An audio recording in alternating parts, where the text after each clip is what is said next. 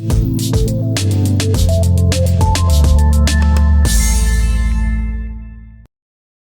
right, good afternoon, everyone. Welcome to the exam preparation session for candidates who are writing the Advocates examinations in April 2024. This session is only for those writing the upcoming exams. So please, anyone who's not registered for those exams, or if you're in the wrong session, please leave now. But we want to welcome you all to the session. Thank you for taking the time to join us. We are wanting to answer any questions you may have, or any of the fears or concerns that you may have. So please, we do have a Q&A box. It is up at the top next to the chat. We have disabled the chat for this session, but if you write your questions in the Q&A, then we will go through and we will address as many as we can during the session. So to introduce myself, my name is Melissa Murray, and I'm the Senior Manager for Education and Training at the LPC National Office. I do recognize a lot of names of those attending the session, whether we've engaged previously or if you are in my SASITA groups. So welcome to the session. With me are the LPC officials from the provinces, as well as the communications team. They are here because after this session, a number of candidates who couldn't be here will want to watch the video, and it will then be uploaded onto YouTube, and the link will be made available to everyone who's writing the exams but not able to join us today. I would also like to welcome our facilitator, Advocate Ismail Hussein, and thank him for being with us today and for facilitating this part of the workshop. Just a few notes before we start. Please keep your cameras and your microphones off.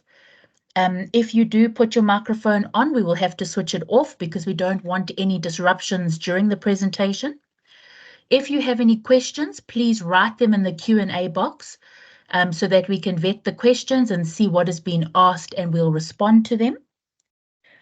If you have any specific queries, for example, you say, I haven't received my confirmation of registration for the exams, please can you email info@lpc.org.za. So I'll repeat that, it's info@lpc.org.za. Please can you send us an email? You can mark the email for my attention, so attention Melissa Murray, and we will assist you with specific queries. So in this session, we want to deal with more general queries and how to approach the upcoming exams. But if you have specific queries, please email us and we will assist you in the next few days. We also want to just cover a few things that you need to know for the upcoming exams. So last week, you would have all received 3 documents that were emailed to you. The first document was the consolidated reading list. The second one was the format of the examinations. And finally, the notice on what you are permitted to bring into paper 5. So I just want to quickly go through those documents. The consolidated reading list. I know a lot of you in this session have previously written some of the exams, so you'll be very familiar with that consolidated reading list. It was just attached so that nothing has been updated at this stage, but it was attached so that you are reminded that you need to go through that reading list in order to properly prepare for the exams.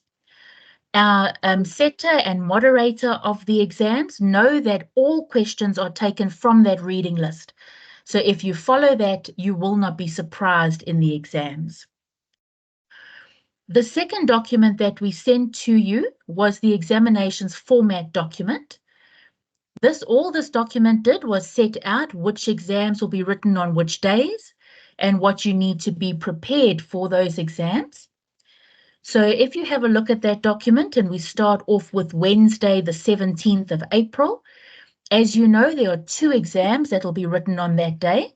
It's paper 1, which is the motion court proceedings paper, and also in the second session, the trial court proceedings. I want to just make a point here. You know that the exams start at 9 o'clock for paper 1, and in the second sitting, it starts at 2 o'clock. please make sure that you are at the venue at least 30 minutes, but ideally an hour before the exams begin. So for paper 1, if you're sitting for paper 1 and it starts at 9 o'clock, please make sure you are there from 8 o'clock. You won't be the only group writing exams on that day. You also share the venue with candidates writing conveyancing and notarial practice. So the LPC officials do have a lot of admin to do at the venue to register you, get you inside to your seat, and make sure that everything is in order before the 9 o'clock start. So please make sure that you are at your exam venue and seated 1 hour before the commencement of the exam. When you sit down for the exam, the papers will be presented to you. You need to check that you've got all the pages, that the printer hasn't skipped any pages. You'll have 15 minutes of reading time, and then you write for 1 hour. Papers 1, 2, 3, and 4 are 1 hour each. If you arrive late, if you don't give yourself enough time, you get stuck in traffic, and you arrive late, and you pitch up at 9:30, you will not be able to write that paper for an hour. We will try and accommodate you if we do try and let you in, but you'll only then have 30 minutes to complete that exam. There is no additional time that is given to candidates who arrive late. All candidates must finish writing at the same time. So please, you know what dates your exams are. Make sure you are there early. Make transport and travel arrangements. Make sure you know the venues and be there with enough time to be settled before you write the exams. Then on Thursday, you know that it's paper 3 and 4. Paper 3 being criminal procedure, paper 4 being ethics and constitutional law and customary law. Again, those are also 1 hour papers. Each of those papers counts 50 marks. We will then, when it is marked, we will then multiply your number of marks by 2 in order to get your percentage. And you need to get more than 50% in order to pass the exams. Then finally, we go to paper 5, which is the legal writing paper. This is a 5-hour paper. There's 100 marks for this, and this is where you sit and you draft different pleadings or what is asked of you in the exam. For papers 1, 2, 3, and 4, you may not take anything in with you. You may not take in any notes or the code of conduct or any documents to assist you. But for paper 5, which we'll get into right now, that is when you are allowed to take in a textbook or 1 or 2 or more textbooks in order to assist with paper 5 only. So please do not arrive with any other notes or anything for papers 1, 2, 3, and 4, but we'll go through paper 5 now. Please, also I want to make the note, please don't try and cheat in any of these exams. Please don't try and sneak anything in with you. It is not worth it. When you are caught cheating in the exams, you'll go through an investigation and then a disciplinary. You will then be found not to be a fit and proper person, and you will then not be admitted as an advocate. And I know that is the dream of all of you in the meeting. So it is not worth it to risk it where you can now not be admitted because you are not fit and proper. And the courts do agree with us. We will object to your admission, stating that you cheated in our exam. So it is not worth it. Just be prepared, go into the exams and do the best that you can. Please don't try and cheat at all. Then just going on to paper 5. So this, you know, is a 5-hour exam. You've got 15 minutes reading time. You will then be asked a number of questions. Please spend your time wisely. Look at the mark allocation. Break your time up. Allocate it accordingly. Please don't spend 4 hours trying to answer the first question and then run out of time for the other 2. So if we can now, just before I hand over to Advocate Hussein, I just want to go through the books that you are allowed in the exams. So if you can just have a look at that notice that was shared with you as well. So in the exams, this is only for paper 5. we will allow you to take in, and it can be one textbook. You don't need all of them. It can be 1 or 2 or 3. You don't need to take more than one textbook in. So just because we've listed 6 textbooks, it does not mean that you need to find and take in all 6 of these books. 1 is sufficient, especially if it is one of the first 3 that are listed there. Those are sufficient for the exams. You only need 1 book. Also, in the exams, you're not allowed to share textbooks. So you can't lean over and ask your friend to pass you their textbook. We will not allow that. You must sit with your own textbook that you've brought in with you. It cannot be a photocopy of a textbook. So you can't, for example, take textbook number 1 of your friends, photocopy the whole thing, and bring in photocopies of the textbooks. That's not allowed, apart from it also being illegal and, printing of copyrighted material. But we will not allow you to bring in photocopies. You may also not bring in any course notes or material. No handwritten precedents, no journal articles. We don't want you to think because it's open book, you can bring everything that you need. This will actually slow you down, and it puts you at a disadvantage if you bring in too much. But what we've said that you can bring in is 1 or more of the following textbooks. That's the Harms, Hussein, and Monovic. And then in addition, if you want to bring in, you can bring in the PT, Jaffe, or Erasmus textbooks as well. We added those 3 because some candidates requested them last year's exams, but any one of those 6 textbooks will be suitable.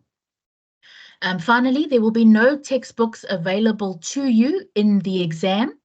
We don't have any that our invigilators will be able to share with you, so you may not ask. Please bring in your book that you have. Please be ready, and please don't bring in any notes or any handwritten precedents or anything like that. It has to be a proper textbook.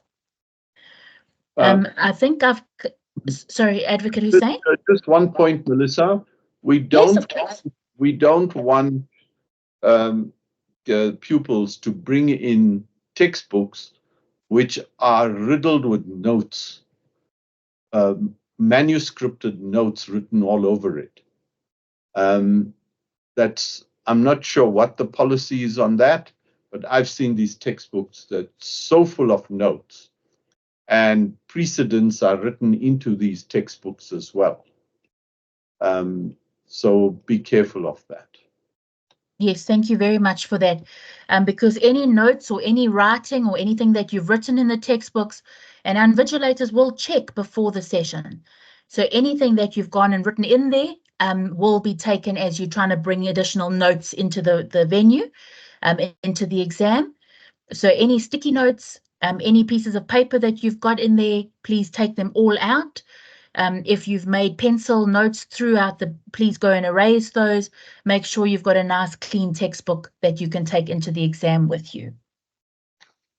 That's all I wanted to cover, just so that candidates are aware what is expected of them, what they're allowed to bring into the exams and not allowed to bring in, when the exams are, and making sure that everyone knows to be at the venue at least an hour beforehand. If you have any specific queries that you want to raise with me afterwards, I'll just remind you, send it to the info@lpc.org.za email address and mark it for my attention. Just one thing before I hand over to Advocate Hussein. Don't panic. I know a lot of you have come a long way. A lot of you have a lot of stress on your shoulders because you might have failed the exam previously, and you know this is your last chance. Some of you your PVT contracts have come to an end, so you're in a little bit of limbo at the moment, not knowing what to do next. But you know a lot more than you think you know, or than you give yourself credit for. So please don't panic, stay calm. The papers are very fair and unambiguous. They're not here to trick you or catch you out. It's to test your knowledge and to see if you're competent in order to be admitted as an advocate. So that's it from me. I'm now going to hand over to Advocate Hussein, who will take us through papers 1 to 5. We won't take any questions during his presentation, but please write your questions in the Q&A box, And if we have time at the end of the session, we will get to those questions. So Advocate Hussein, I'll hand over to you. Thank you. Thank you, Melissa, and welcome to all the pupils. I want to say a bit about what you can expect now. The whole purpose of this little workshop is to assist you to prepare for the exams. Examination preparation and exam technique is very much part of studying and writing an exam. There's no point in spending many hours studying if you have no idea as to how to approach an examination. I don't intend to deal with the details of each paper. I will be mentioning dealing with all 5 papers generally, and I'll be helping you firstly with the nature of the questions, and then exam technique. Exam technique is very important. These exams are unique. They're unique in the sense that you've probably never written exams like this before. At university, you studied what we call academic law. Academic law is where you study law for the purpose of learning the law. And that's what the university does. What you are going to be faced with now is what we call applied law, where you take your knowledge of the law as you learnt at university, and you're going to apply it as a practicing advocate. In other words, you want to use your knowledge to resolve a problem that your client has. You need to use your knowledge to conduct a hearing, a trial, or an application. That is what we call applied law. So applied law is centered around analyzing fact and then applying the law to come up with an answer. Now, this is what you will find in the Legal Practice Act. Section 26C requires pupils to undergo practical vocational training. Now, that tells it all. It has to be practical, it must be vocational. At university, you hardly ever came across anything that's practical, and certainly very little that's vocational. Over the years, I am a professor of law myself, but I'm basically a practitioner, not an academic. The reason I became a professor was to introduce into the LLB elements of vocational training so that law graduates don't leave university with a degree that does not assist them to fulfill any of the requirements for being a practitioner. That's been a criticism of the LLB for a long time. Many universities have adopted a view that they should introduce more vocational training. Like many of them have started law clinics, and they have practical legal training and things like that. But it's not really taken hold, and there's a lot of academic pushback against it. So what you will find in the Legal Practice Act is that you as pupils have to undergo 12 months, and the candidate attorneys, it's 2 years of practical vocational training. Then Section 26D requires a pupil to pass competency-based examination. Competency-based must be read with practical vocational training. The competency is a test of your vocational training. What have you learned that will enable you to become a practitioner? So let's give you the training and then do an assessment. Section 28(2)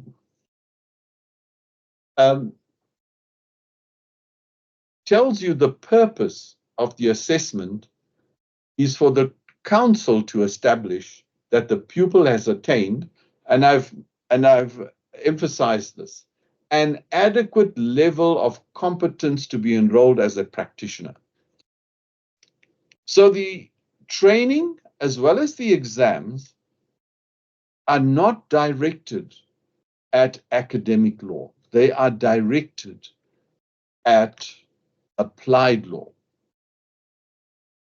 Now, supporting these sections of the Act, we have the regulations. Important for this exam, Regulation 7.1b provides for the completion of structured coursework. So what the LPC did, following on the Legal Practice Act, is that they took note of the fact that there must be practical vocational training. But the Act didn't stop there. The Act placed an onus on the council to prepare structured coursework for the for pupils and for candidate attorneys. That you will find in Regulation 7.1b.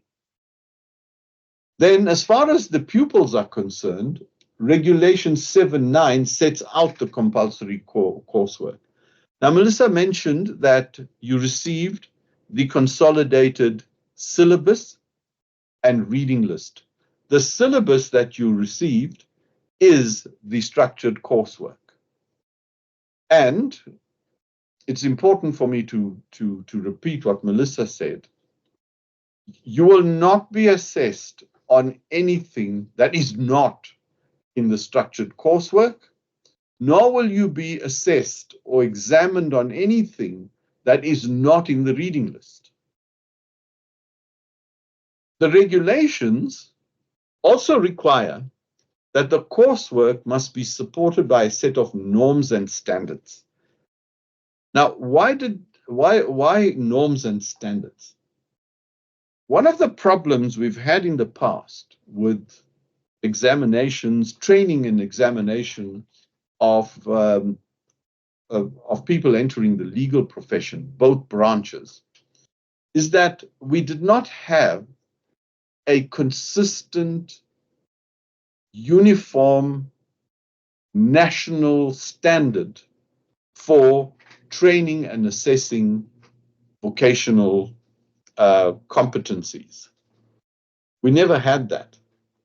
So there's no point in setting up a syllabus made up of structured coursework and a reading list, but the standard of exams, the standard of the materials, the standard of teaching and training differs in every part of the country. So we've got norms and standards. The norms and standards were gazetted. We repeated them. If you look at the consolidated reading lists that you've got, you will find them there on the left column. Now, the reading lists to assist pupils, what you will have is a curriculum, the coursework, and a reading list that supports it.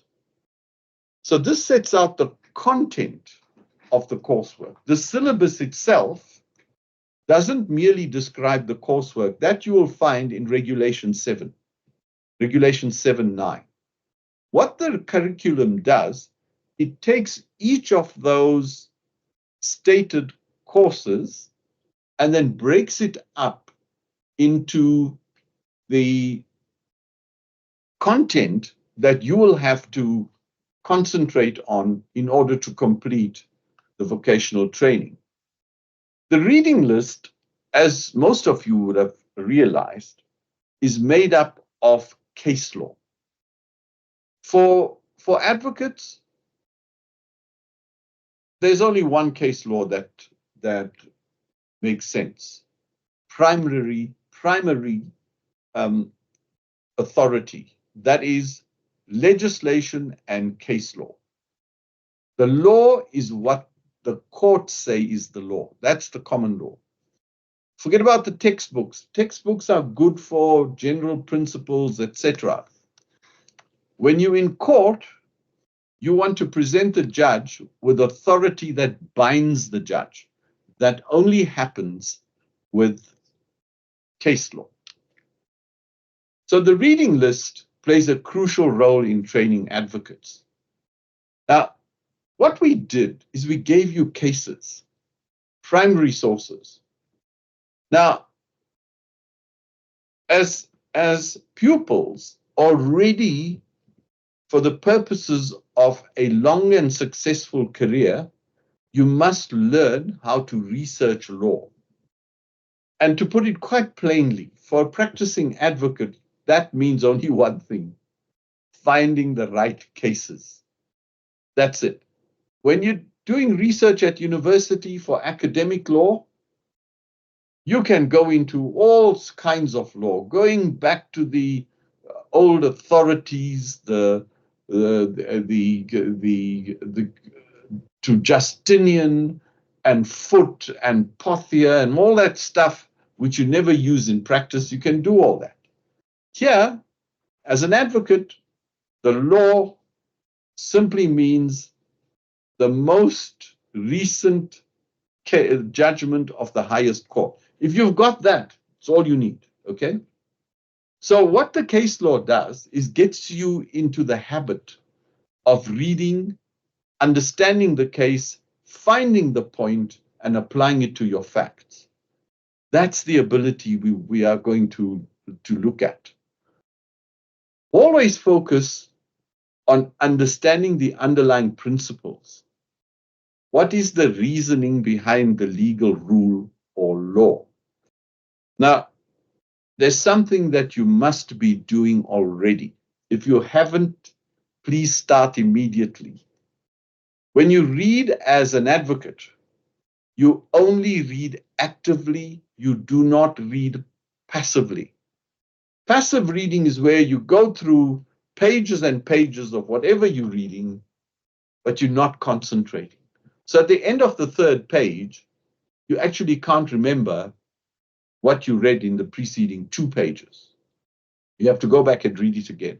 That's a complete waste of time, and it doesn't assist anyone, especially you. Active reading means as you read, you have to apply your mind. By the way, everything you do as an advocate involves thinking. It involves you applying your mind. This whole exam is about that. It's not about testing your swatting skills or your cutting and pasting skills or your copying and pasting skills. It's not that. It's about testing your understanding and the ability to apply the law to a set of facts. That comes from active reading. So now let's talk about the assessments, the exams. The curriculum and the reading lists were carefully put together by the LPC. It is intended to set a standard according to the norms and standards and to attain proper vocational skills. The examinations are there to make an assessment of your vocational skills. Therefore, if it is not in the syllabus and in the reading list, it will not be in the exams. That's the best tip you're going to get from me. If it's not in the reading list, it's not in the exams. This assists pupils because it provides direction and guides, and pupils no longer have to nervously speculate about what will come in the exams. What will come in the exams is what you see in the curriculum and the reading list. You don't have to plow through past papers and spot and swat and do all that nonsense. It's not vocational training and it's not vocational skills. Now, Melissa mentioned this already. You've got 5 papers, motion court proceedings and IT. You are expected in this paper to understand how motion court works. Your job as an advocate, especially as a junior advocate, is going to involve more motion work than any other kind of work. You will only start attracting trial work as you get more experience. Most of you will end up conducting your first trials in the magistrate's court. And from there, you will end up with doing trials in the High Court, but you're more likely to start with a prodeo, which is a criminal case. You'll need to understand how to distinguish or how to decide whether you should go by way of motion or by way of action. You will need to know the role of notices of motion, what are the different kinds, the affidavits that are used to support the notice of motion, what happens when there's a dispute of fact on affidavit, and so on. Trial court proceedings and ADR, that's basically civil procedure. Paper 3 is criminal procedure. It's very simple. We direct you to the various sections of the Criminal Procedure Act, and you're expected to know them. Paper 4, ethics and constitutional and customary law. Now, there's one area that causes panic amongst pupils, and that's ethics. By now, you would have realized that the code is quite comprehensive and lengthy. Now, get one thing straight. You are not expected to swat off the code. If we do give you a question in the exams that relates to a specific code or codes, we will provide you with copies thereof. You won't have to take the whole code with you into court. Into the lecture room. We will give you the extract so you can read it there. What's important about this, about the code, is that you should read it and understand it. Get an understanding of what's right and what's wrong. And why is it wrong? What are conflicts of interest? How do you manage your clients? How do you manage your opponents? How do you manage the bench? Those are all aspects that are dealt with in the code. Read through the code and understand them. You will not be asked any questions in the exams that pertain to the code of conduct, which are specifically there for attorneys. For example, you're not going to ask you questions about the trust account. Those of you who want to become Section 34 advocates, you'll do a course on that, but you won't find it in this exam. And then there's the legal writing and drafting. This is the 5-hour exam. Now, Melissa mentioned something important, and I need to deal with this.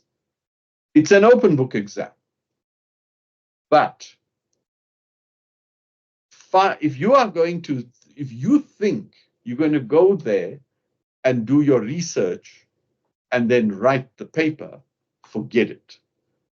I agree with Melissa, you don't need a whole trolley load of books. I've seen people go into open book exams. I mean, I've written several open book exams myself. They are the most difficult exams to write. Invariably, like 80% of the class run out of time. The reason for that is not just poor time management, but the whole idea that you can carry out your research in the classroom because you brought all the books. You know, I've seen people put together 3 desks and fill them with books and then start writing. What are you going to do with 20 books and 4 lever arch files? You don't have the time to read through all of that and then write the answer. So generally, time management is very important. The advice I'm giving you is this: that legal writing and drafting paper is based on case studies. We'll say to you, this is what happened. Your attorney briefs you with these facts. Now draft the following. You don't need to do research for that. What you do need is to concentrate on the facts in the case study. To put it bluntly, the answer is in the facts. It's not in your textbooks and in your files and so on. You won't be allowed to take files into the room. But I'll say a bit more about time management in a moment. So I told you this is vocational assessment. The compulsory coursework and pupillage is there to provide vocational training. This means we discourage learning by rote. No more swatting and regurgitation. Let me put it to you straight. If there are those amongst you who are swatting, whatever it is that you're swatting, you're wasting your time. Instead of swatting, read actively, understand what you're reading, digest that. You see, when you understand a legal concept, as a lawyer, you are able to recall it at a later stage, whether you're in a trial or in this case, in an examination. When you swat, your memory can let you down. I've seen that happen all the time. So those of you who are swatting, and I know it's a habit you got from university, just stop it, okay? It's just not going to help you. We want you to learn skills that you can apply. That's what's meant by vocational training. The emphasis is on understanding, problem solving, and knowing what to do and how to do it. This whole exam is based on that. You can expect, therefore, that there'll be no essay type questions. You are not going to see a question that looks like this. Write a short essay on what is meant by the Plascon test, 30 marks. You're not going to see that, okay? That you last saw that at university, you will not see it in this exam. What you will see is a set of facts where you will have to apply the Plascon test in your answer. So if you didn't understand the Plascon test, but you swatted and you swatted all the notes and the extracts on the judgments and so on, it's not going to help you if you didn't understand it, okay? You can expect that there will be questions that require you to apply your knowledge and skills to everyday type of problems that come with a brief. We've written, the LPC has conducted, Melissa can correct me if I'm wrong, I think this would be the 8th exam, National Bar exam, possibly the 7th. I think it's the 8th, could be the 9th. Anyway, I can assure you that every exam ran smoothly. There were no complaints from pupils. Get one thing straight. This exam is not there to trap anyone. There are no trick questions, but the questions are fair.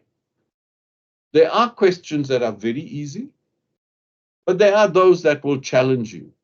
So these papers are balanced. And please remember, you're writing this exam, it's a qualifying exam. You have to get 50%. You don't have to pass it cum laude, okay? If there are those of you sitting here who are very keen on getting 80% plus, brilliant. I don't mind that. But no one cares. No one cares if you got it cum laude. Here, we want you to pass, okay? So in the process of passing, you really crack it and get 80 plus. Brilliant, okay? So what does it take?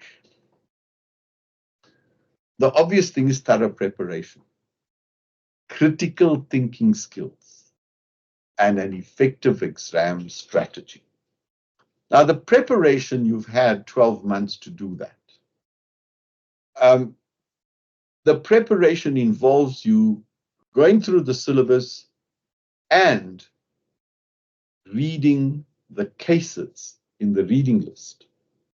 The thinking skills comes from you reading actively.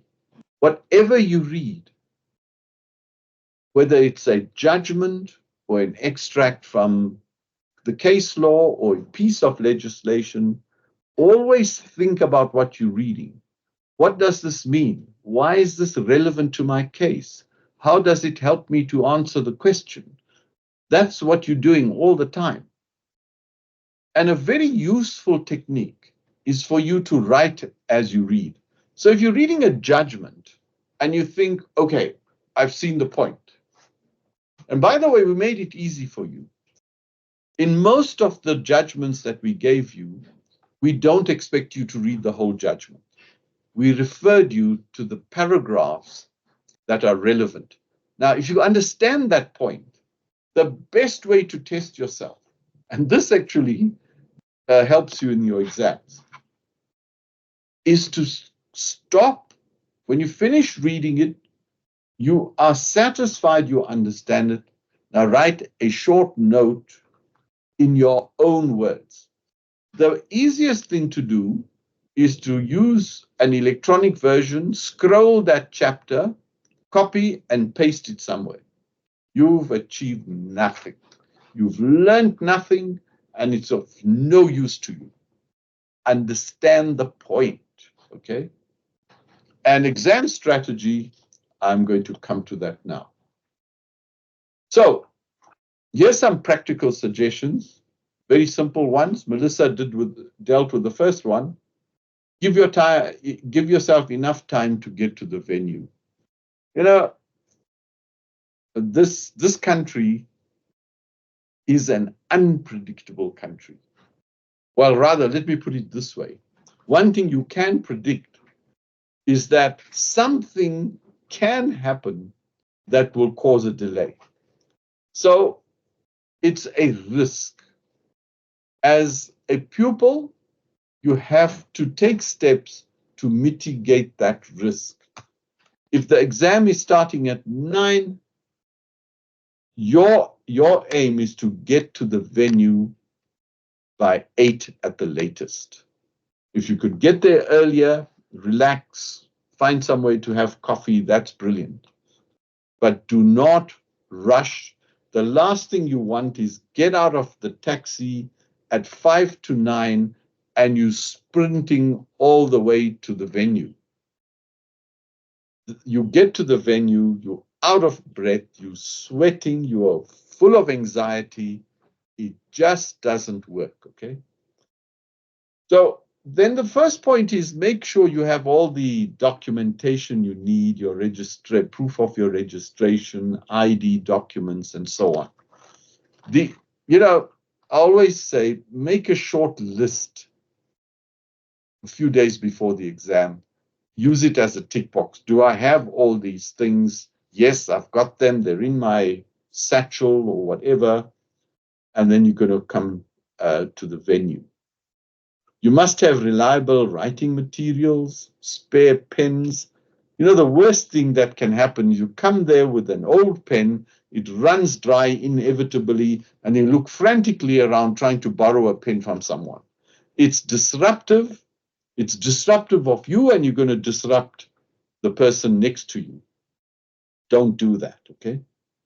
So in other words, do not create panic for yourself. You can easily create situations for yourself that will induce panic.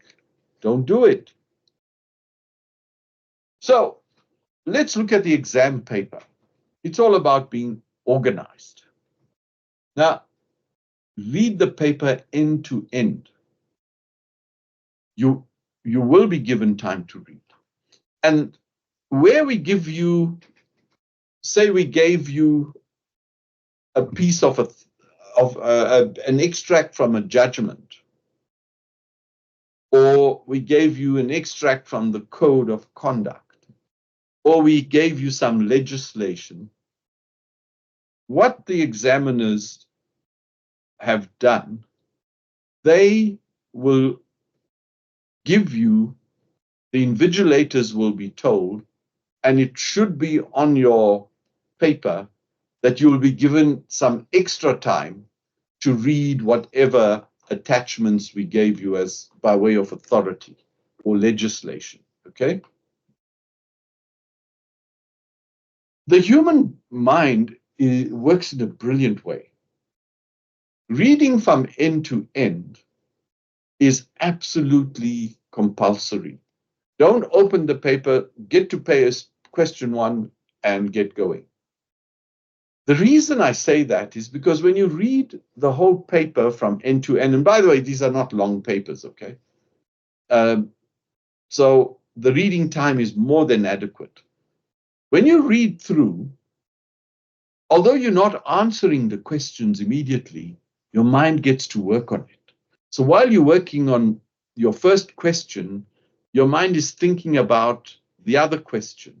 You're thinking about the points you need. You need to give your mind that opportunity. If you don't read through all the questions, you deprive yourself of that opportunity, okay? So make use of this ability that we have. So read it end to end, but read actively. Apply your mind as you read. Read question 1. What is this thing about? What section of the law does it pertain to?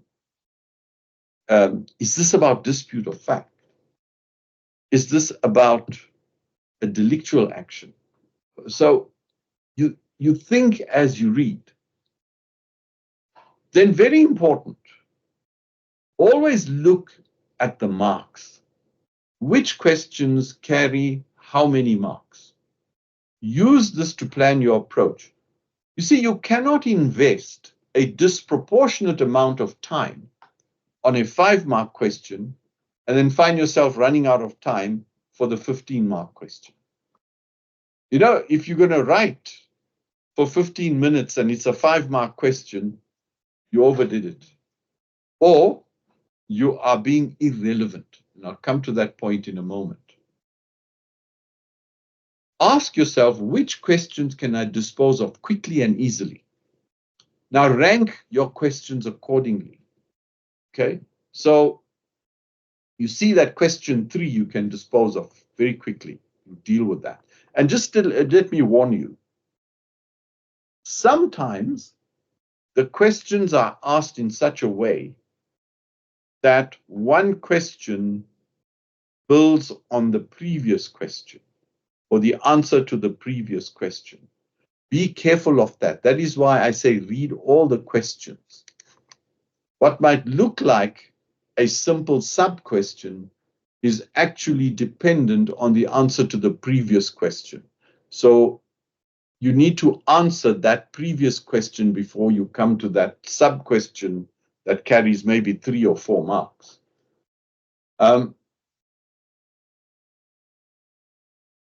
Always remember to number your questions clearly for the markers. So the number on your script must manage the number on the question paper. The marker needs to know which question or where to find the questions as they appear on the question paper in your script. Now, once you've read it through, you will have time, as I told you, read it again. Now, here's an important exam strategy for this type of exam. It is absolutely crucial for you to understand the question. You get this wrong, it's fatal. Any misdirection can be fatal and you will be wasting time. You know, the questions are very clear. They are testing a particular area of the law, and there'll be a pointed question. One of the things you have to be careful about in your answer is to be relevant to the question. Your answer, you must answer the question. If you're doing anything else, it's irrelevant, you don't score marks, and you are going to run out of time. Now, one of the things that people do in exams is that they've selected the questions they want to start with. And then they start with the first one that they selected and then decide, nah, maybe I should go to the next one. Well, of course you can do that. But the problem is if you're going to chop and change, answer a bit here and a bit there and a bit there, firstly, it looks like a mess on your script, which is not good for examiners. But that kind of technique will cost you time. It'll cost you dearly. You will run out of time. Please remember to write legibly, because there's an examiner there who has to read it, okay? Please don't write like a police officer or a magistrate. It just doesn't work. I know it's a problem. Most of us have forgotten how to write because we're on computers all the time. We're on the phone, on our devices. We're not using manuscript anymore. But all of you can make an effort and write well. Just be legible. It doesn't have to be pretty, as long as it's clearly legible. Always use numbered paragraphs and write in plain language. That is the best way. The best way to express yourself is plain language. Remember, you are no longer spewing out anything from memory. What you are having to do is explain how you would go about either drafting a document or providing an answer to your attorney. So you have to think all the time, okay? I told you, always be relevant. Answer the question and do no more, okay? Do no more. The length of your answer is irrelevant. I find that many people think that if they write 3 pages is better than writing half a page. You're wrong.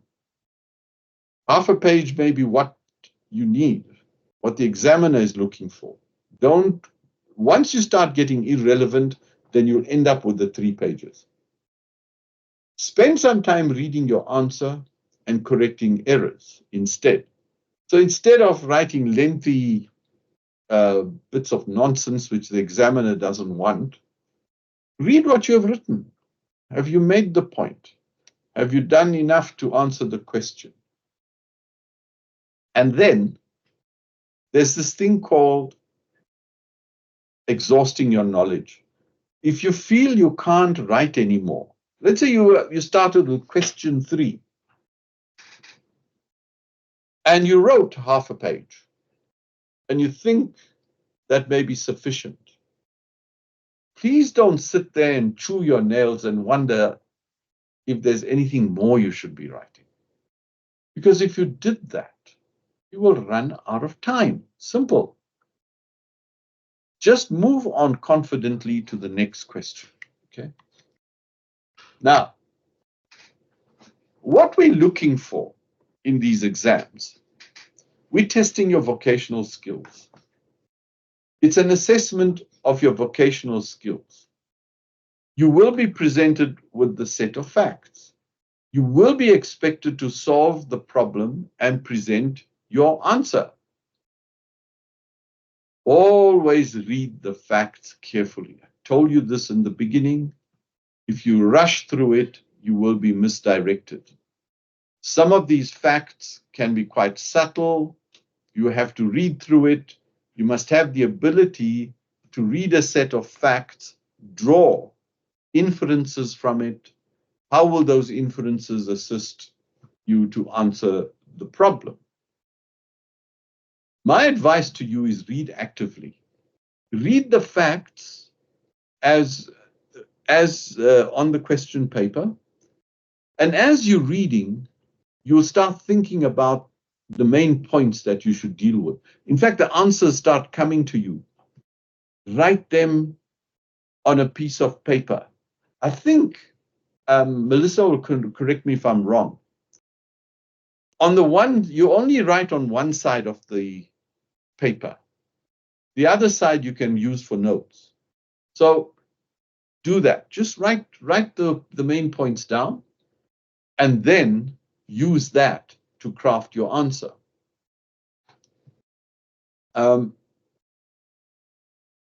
My last point there is the answer is in the facts.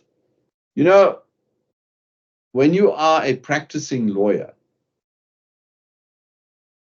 every problem that you will have to solve, every brief will be made up of two components, the facts and the law. You will never get a brief that involves only one of those two things. It's always the both. As a practicing advocate, first master the facts. The law is the easy part. Mastering the facts is more difficult. And that's my main advice to you. Read the facts that come up in your question paper. When you write, always think about what you write. Don't just write passively. There must be a point. You must know what the point is. You must know how it advances the problem. How does it help you? Always question what you're writing. Is it relevant to the question? Am I answering the substance of the question? You know, what we don't want to see is your ability to pad. You know, your ability to take that one point that you know and then write 15 lines on it. What you do is you keep repeating the same point differently. Now, examiners see through that straight away and they'll put a red line through it.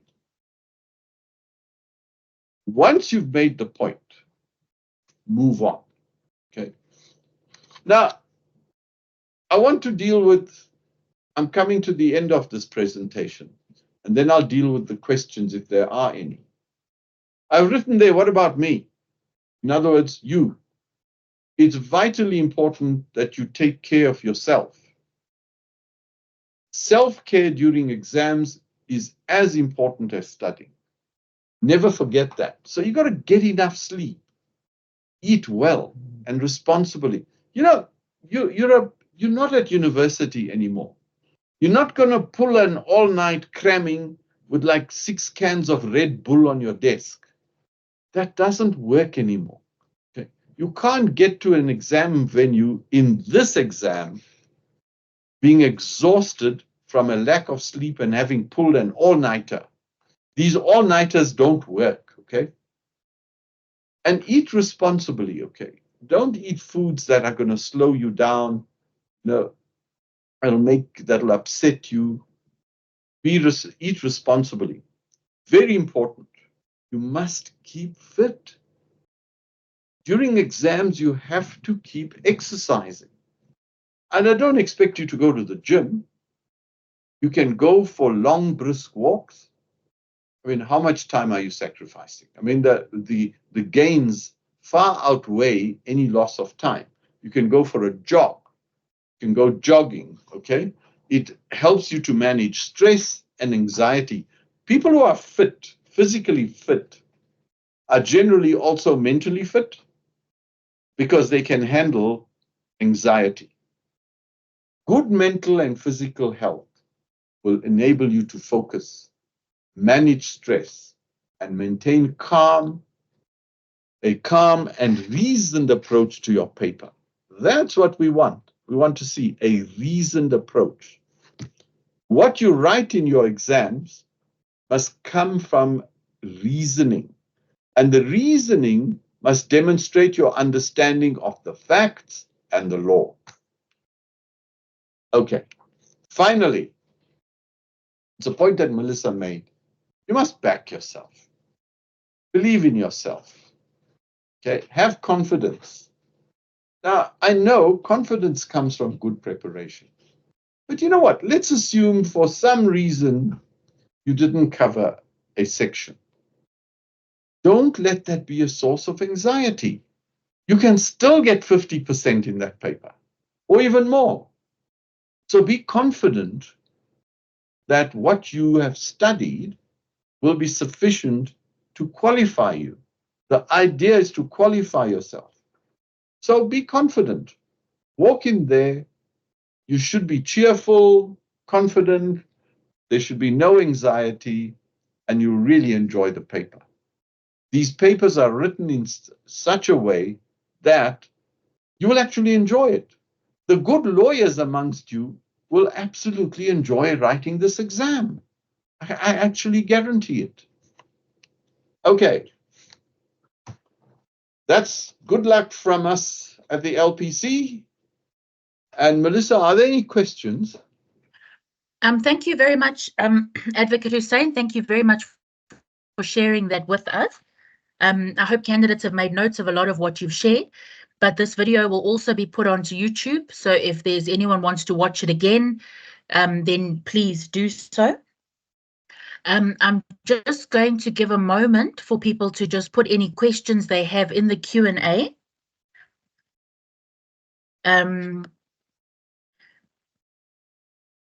Okay, if there's anybody who has any questions, please put them in the Q&A.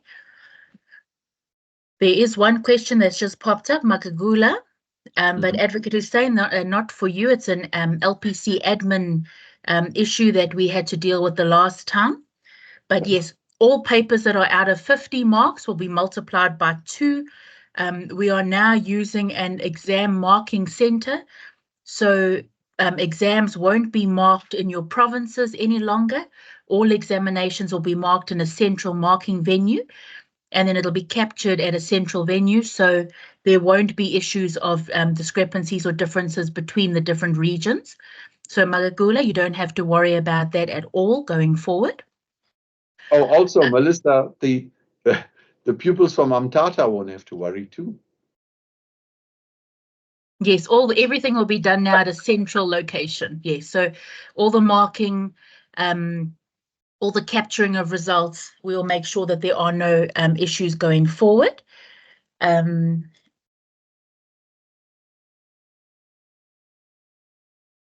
Makagula, I see you've put another one. Fill in the sentence or complete the sentence type questions. No, these are, you can't compare these exams to candidate attorney papers. The outcomes are very different. The method of testing is very different. But no, there won't be anything like that in these exams. I'm just going to give candidates just an opportunity to make any notes that they have in the Q&A. If you are shy to write your questions in the Q&A, or if it is something that is specific to you, again, please send it to info@lpc.org.za. Some emails have started coming in to me, so you can just send those for my attention and we will deal with any specific queries.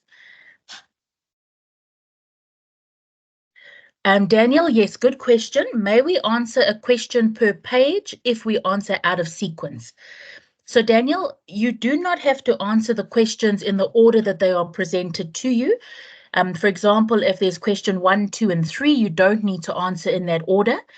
During your reading time, you may find that you are more confident starting with question 3, but please, in your answer book, write in big letters question 3, even if you highlight it with a yellow highlighter so that the examiners know clearly that that is question 3 that you're starting with.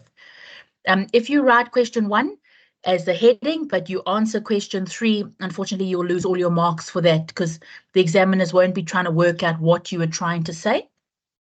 But if you clearly label it at the top of the page, question 3, and you start answering for that question, that's completely okay. And then you can go on to question 2, question 1, You can start at the top of the page if you want to leave a bit of space in case you want to come back to it if you feel you haven't completed that answer. But like I said, remember our examiners are sitting with your papers. You need to make it very clear what you've answered. So you will be using black ink. So taking a highlighter with you, a yellow highlighter, something that doesn't cover your text, and highlight that this is question 3. And then on the next page, this is question 2. So please be very clear. We don't expect you to answer in order if you're not comfortable with that, but just be clear what you have answered then.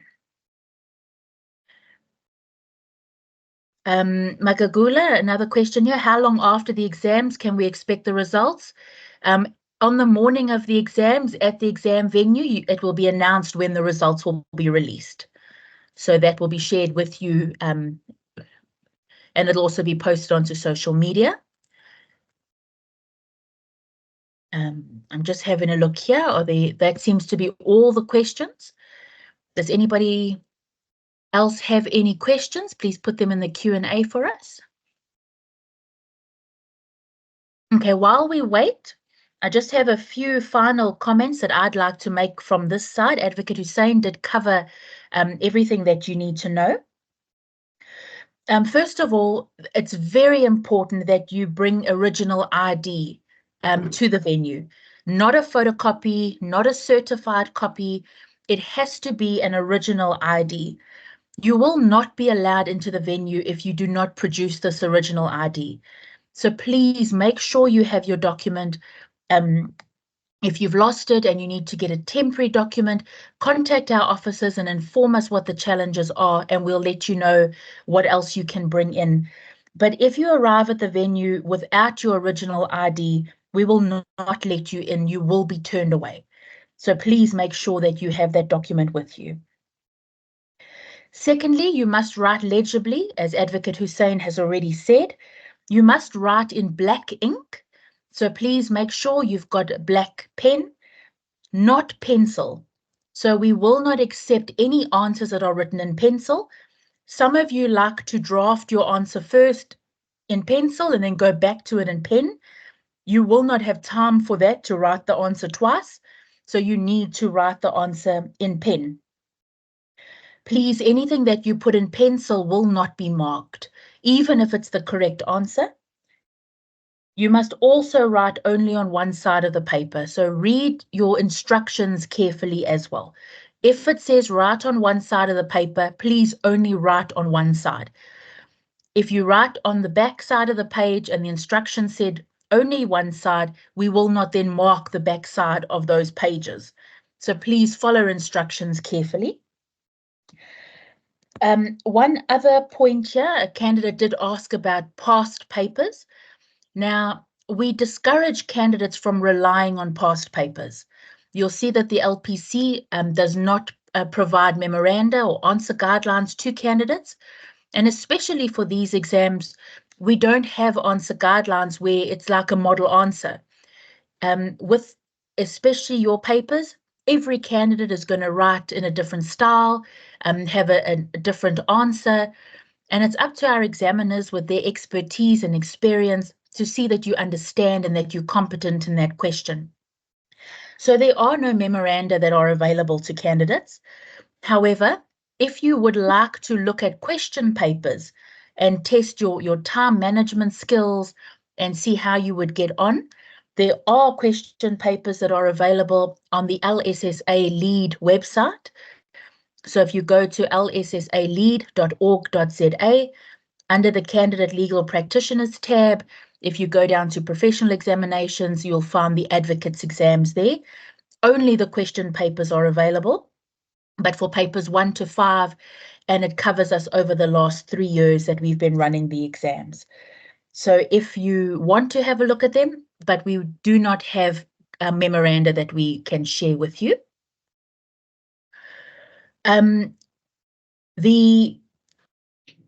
Also, as Advocate Hussein stressed as well, please don't be late for your exams. They are short papers.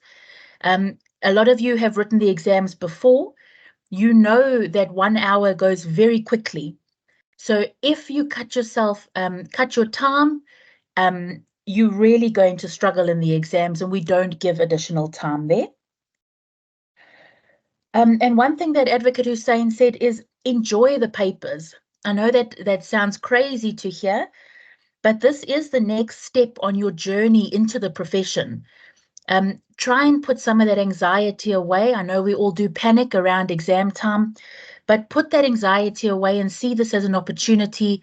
This is what you need to get through, and this is what will then enable a lot of you to step into the profession. Most of you have finished your PVT contracts, and you now have to write these exams, and then you're eligible for admission. So please don't panic, be calm. And like I said earlier, you know a lot more than you think you know, and then you give yourself credit for. So those are some of the final comments that I want to make. We're just going to have a quick look in the Q&A.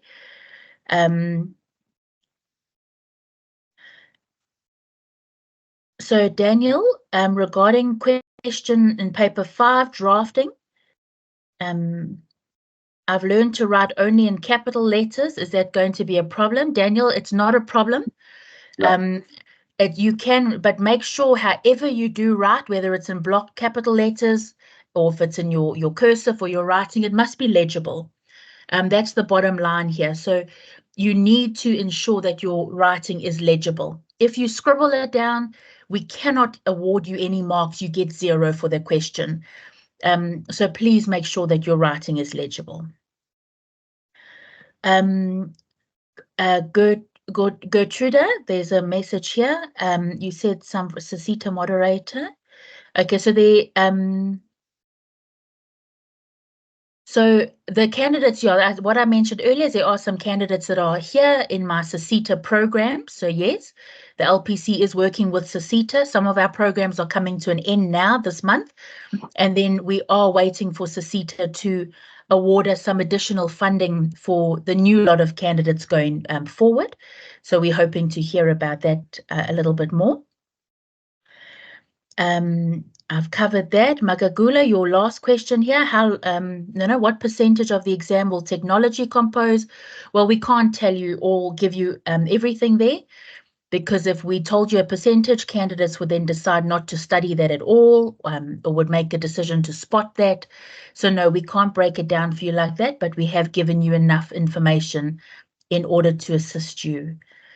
I'm just having a look here. So we have covered all the questions in the Q&A.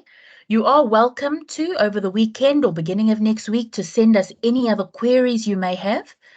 If you haven't received your confirmation of your registration, if you're not sure of the documents or anything on the reading list, if there's anything that you want to discuss, please, you are welcome to email me. I have provided the email address at info@lpc.org.za. I think we are ready to wrap up the session. There are no other questions in the Q&A. So all that's left for me to do is to thank Advocate Hussein. Thank you for your time. Thank you for being here.